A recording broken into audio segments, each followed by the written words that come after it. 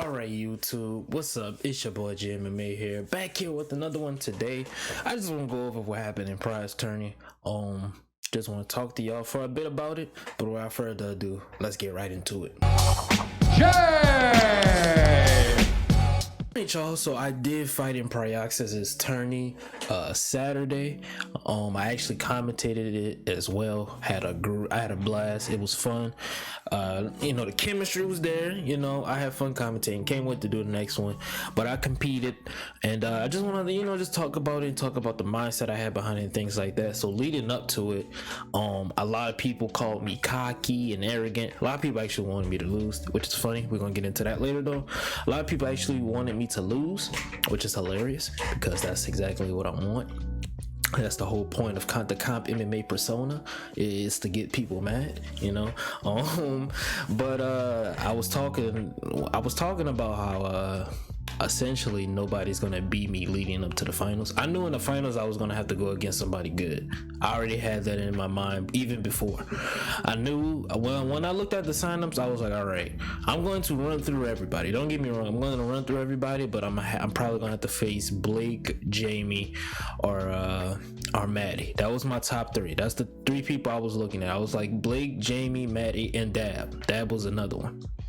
So I was like Blake, Maddie, Jamie, Dab. But I was like, if I get a good side of the bracket, they can more than likely knock each other out and only have to face maybe one or two of them. You know what I mean? So that's what that was really my mindset going in. So I'm like, okay, I hope I get a good side of the bracket. So basically it can play itself out, and hopefully I'll just get one or two of them leading up to the finals, and then I'll just face one, if that makes sense. So Pride does the brackets, and I got a real good side of the bracket. I didn't get any of them leading up. I got some comp, but it wasn't to the level of Blake, Tyler, Davikin, Jamie, or Matachenko. So I'm like, I'm cool. Leading up to the finals, I'm gonna have to face one of them, but they're gonna knock themselves out. So I'm cool. I'm like, all right, I'm cooling.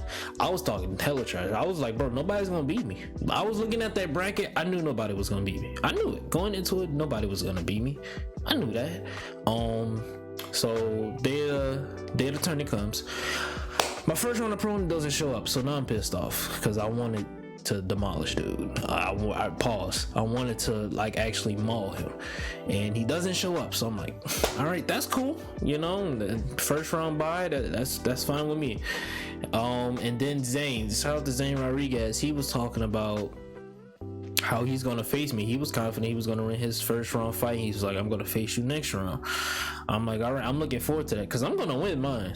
I know I'm gonna win mine. The question is are you gonna win yours? So he does. He takes down a Kelvin Cater, and he gets I believe it was a knee bar from the posture. So I'm like, all right, cool. I'm facing Zane. No disrespect to Zane, I just know he wasn't better than me. He picked a Wonder Boy, which was astonishing. I really was gonna go Vicente until he picked Wonder Boy. I'm like, I'm going Burns because I'm just gonna wrestle, and that's pretty much what happened. I pretty much dominated him on the feet and on the ground. So that fight happens, and then I fight. Who do I fight? I fight some guy named Cozy Famke, something like that. Shout out to him. I fight him. I throw 2 3-punch combinations. I hit him with a jab straight lead hook and then a jab straight lead uppercut, and both of them landed flush. I take him down, and basically I get timeout. Is over. Once I got the first deny half guard right, over. He gives me his back, and then he goes back into timeout, drains his stam. Rookie mistake. I give him an all bar. Cool. So now I'm feeling myself. But now I gotta go against JR Ranks. Shout out to JR Ranks. Now I thought Darkside was gonna beat him. Shout out to JR. I just know what Darkside is capable of. I thought Darkside was gonna beat him. Darkside went Volk against Dan Hooker. That's a horrible matchup. JR used his range and leg kicks well. Darkside didn't wrestle enough in my opinion. But I was watching JR closely because I knew I was gonna have to face him in order to get to the finals. The approach that he had, I can beat easily. I knew I was gonna be able to beat easily. He has a heavy, he uses his range well on leg kicks. So first thing I did, he picked Dan Hooker at lightweight. I was gonna go Connor. I was thinking about going Connor, but I was like, I can take this dude down and possibly just have him guessing which way I'm gonna go, and I can't do that really with Connor. So I was like, I'm going Charles. So I went Charles. and I pressured him off rip. I forced him to throw a lot of leg kicks, and I checked every single one. I think like one or two got through. Other than that, I checked all of them. And this fight in particular really had a lot of people, mad. Because they called it cheesy. I suggest you go back and watch it and get your own opinion on it. But they called it cheesy. I can tell you a play-by-play exactly because I remember. So basically, I walk him down. I shoot a double leg. And I try to take his back. If you don't know what I'm talking about, I do it all the time with John.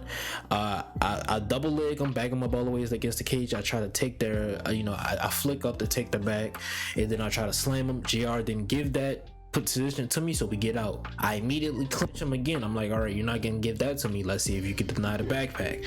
So I clinch him immediately, and then I take his back, jump on his back. He doesn't deny it, take it down to the ground. I pretty much control him for about a minute or so, maybe a little over a minute, and then I try to transition out of full guard with full GA, and then he pre-denies one of my fakes. I didn't actually mean to go for that. It was a fake, but the bar didn't even show like me going for it, because for one, it was a fake, but two, he was pre-denying. So he reverses me, we get up back to the feet. I pretty much control him on the feet. Second round comes, same thing. I really don't clinch or grapple as much in the second round, but I'm pretty much fucking him up on the feet. Third round comes, and there's another sequence where I rock him. I clinch him the first time, nothing happens. I let him out. Second time I clinch him, I throw a knee, it rocks him. Third time he's rocked, and I try to clinch him again, but he sways. That is the deuce of spam. I agree. I'm not going to disagree with you, but I don't feel like by any means was that, cheesy, or some sort of, exploit or anything.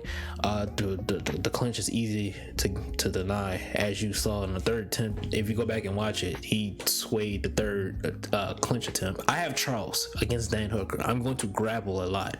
I just think a lot of people, because that whole tourney, nobody was grappling like I was. I was grappling heavy. I mixed it up very well. Nobody was doing it like how I was doing it. It was just a lot of stand-up wars. I didn't want to put myself in a predicament. I wanted to dominate everybody. Pause. So that's what I did. A lot of people didn't like it. They called me cheesy. I set up the glitch kick, the spinning heel kick to the head that Charles has, because I was throwing a lot of teeps. I was going to the body a lot. I mixed up his body very well, and I just threw it and it landed. So that fight goes to decision. I won. I believe I won 30-27. A lot of people talking about, oh geez, not good, he's cheesy and he can't strike, he can do this and that. I'm like, okay, fine, let's go light heavyweight. I know JR is not good at light heavyweight. Yes, I played this strategically as fuck. I know leading up to the fight when Pride was doing the brackets and everything, JR said that he was not good at light heavyweight or heavyweight, and he said one women's weight class. I can't remember. So I'm like, okay, thanks for giving me your game plan. Thanks for telling me what you're not good at. Let's go light heavyweight. That's the whole reason why I went light heavyweight. I knew he was gonna ban John. Wasn't worried about that. I know he's not good at light heavyweight. Nah, another big brain move. He banned John. I banned Jan. I knew he was gonna go Jan. So I know he's not gonna go Glover. Glover, he's a very grapple heavy. You gotta have somewhat of a heavy boxing, grapple heavy approach. JR likes kickboxing. You're really not gonna do that with Glover.